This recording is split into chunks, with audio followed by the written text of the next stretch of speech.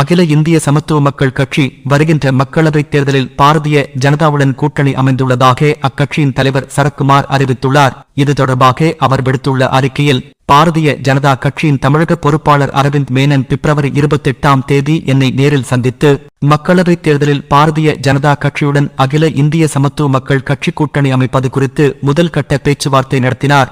அதில் ஒருமித்த கருத்துக்கள் உடன்பட்டதால் மத்திய அமைச்சர் எல் முருகன், பாரதிய ஜனதா கட்சியின் தேசிய செயலாளர் எச் ராஜா, பாஜகவின் தமிழக பொறுப்பாளர் அரவிந்த் மேனன் ஆகிய மூவரும் குழுவாக வந்து என்னை சந்தித்து கூட்டணி குறித்து மீண்டும் பேசினார்கள்.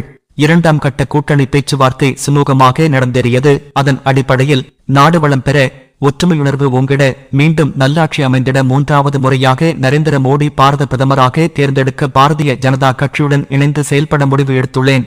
முன்னதாக மக்களவைத் தேர்தல் கூட்டணி தொடர்பாக அதிமுகவுடனும் சரத்குமார் பேச்சுவார்த்தை நடத்தி வந்தது குறிப்பிடத்தக்கது.